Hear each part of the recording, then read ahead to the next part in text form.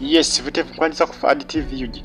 Na kusaba subscribing ato mpele video no kalaki bagita Fad TV yuji. Mbana mawuli gatambula mbani updates ezina valuable kadebuli sawa.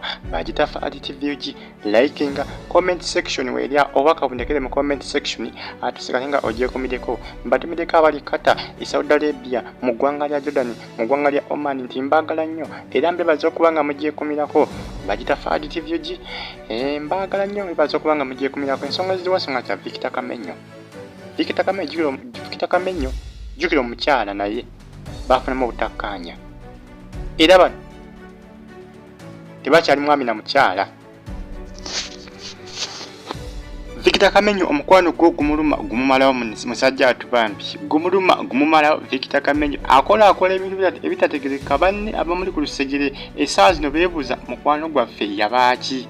Omusajja awulira yeetaaga Ruth amusonyiwe naye nga Ruth akyagannye okubanga asonyiwa. Famire ya Ruth yavudde nesaba Ruth asonyiwe Kamennyo. Famire ya Ruth mwana muwala ono mukyala waani wa Kamennyo naye omukyala akyagannye okubanga asonyiwa Kamennyo. Jjukira omukyala ono yali asuubiza nti agenda kusuulira Kamennyo abaana olw'ensonga nti yali awulira akola empisa zaani eza Kamennyo ng'ayagala muwa abaana baawukanye ddala kiggwe finally abeere nga takyayinza mumwesibirako omugamba nti obazze kulaba baana. Gyali Ruth ye pulaani gyali apanze ye pulaani yali ategese ng'ayagala Kamennyo kumulekeramu ki kumulekera omuto akakane nga baawukanye ddala ebiri officially.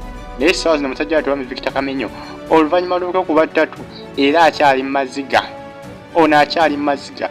Bino byonna bikola kulaga nti Ruth amwagala. Bino byonna bikola kulaga mukwano gw'alina eri mwana muwala Ruth. Naye Ruth ye mwana muwala Ruth ye bino tabirabawo. Yaawulira Kamennyo yamwetamiddwa byasusso. Mbaye nkugambye nti famire ya Ruth yavuddeyo ng'emusaba asonyiwe Kamennyo. Baddemu Bagaalana kuba omusajja yali alaga essaawa zino amwagala. Naye ate mwana muwala mukyala wa Kamennyo Ruth agamba nti Kamennyo empisa embi zaamuyitirira kosa n'obwenzi buli ssaawa okulangira okuyomba. Ye Ruth agamba nti Kamennyo mumulabira wano naye musajja muyombi nnyo empisa talina, empisa zaamwesamba, empisa embi z'alina zimufuumuuka nako kikambwe. Naye nga ye Kamennyo jiko ennaku lw'eggulo yakoze ka vidiyo nga yagenza ate gye beekubira ttatu. Ono twasooka mulaba mu ddwaliro nga addusibwa mu ddwaliro. Simanyi oba katemba oba yali ali bubi tewali amanyi. Ebyo ne bigaana kugamba buba bubadi akakabadi kaagaana okukwata. Yasooka kukozesa akabadi ka mwana muwala weewuunyisa omwagala Opushifa akokola surprise ako ne kagaana n'azirika ne bigaana ne bamudusa mu ddwaliro ng'embeera mbi. Ruth yagaanye kugamba Ruth yeetamiddwa Kamennyo.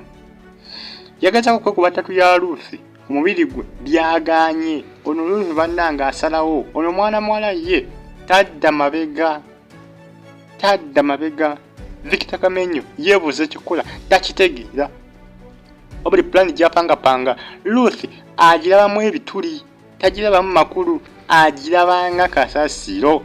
Bagita Fad TV yuji.